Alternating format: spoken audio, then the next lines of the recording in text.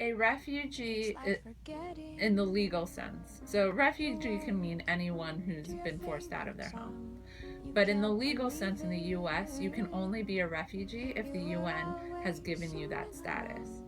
It was so easy and the words so هي لاجئة سورية نطلع على ألمانيا مشان نخلص من عذابنا نحن نخلص من ألمنا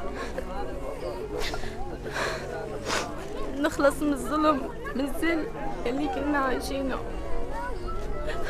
حاج بقى بكفي ألم trying to fall behind your ears and your headphones to drown out your mind. It was so easy. In the last literally 3 or 4 months, we've been getting Syrians, but it's really, people haven't been making it over yet. I can talk more about it, but the people we first got had asked for refugee status in 2012. So just to think about how long that process is, it's really frustrating because there are all these people who are like, we want to help Syrians, and we're like, we have literally 4 families.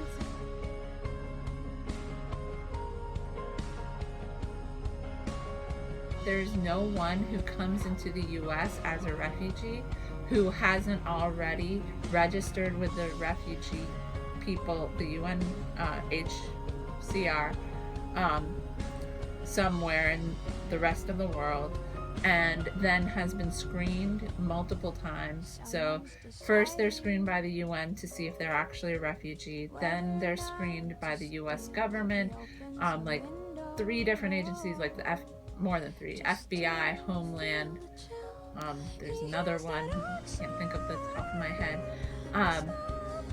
and they are screened for medical issues, all kinds of things. And that process, like I said, can take, if you're on the fastest track, maybe 1 year.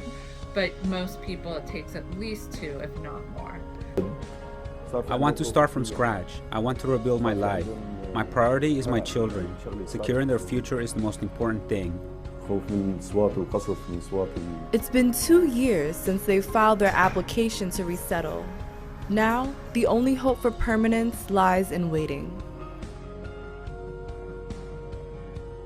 It's like forgetting the words. For our Praxis project, we decided to create a petition on wethepeople.org asking the Obama administration to veto H.R. 4038. If we collect enough signatures to meet our goal, the White House must respond to our request.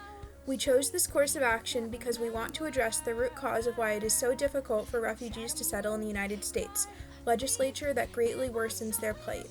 Refugees deserve life and dignity, just as the Catholic social teaching principle Life and Dignity of the Human Person calls for each and every person's human dignity to be recognized. To access our petition, visit facebook.com/stophr4038 and click the link at the top of the page.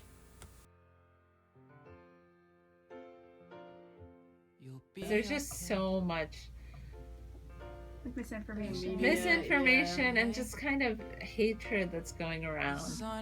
And for me, I think the refugees, like we had some Syrian refugees who are like really worried, one, that their families aren't going to be able to come over, but 2, that like they are seen as this like horrible person just because they're a Syrian refugee, and they like see that in the media, and it's kind of like, just because like I was a persecuted person and now like they're kind of fearing that same persecution, and I think that's really horrible to like still have that same fear when they finally felt that they were safe.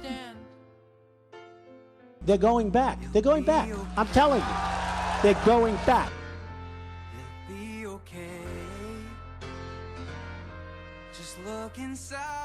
Showing compassion for refugees is living out the Mercy Corps value, global vision, and responsibility, as well as the Catholic social teaching principle of solidarity. We must recognize that speaking different languages, practicing different religions, or coming from different places does not make us any less connected as humans with dignity.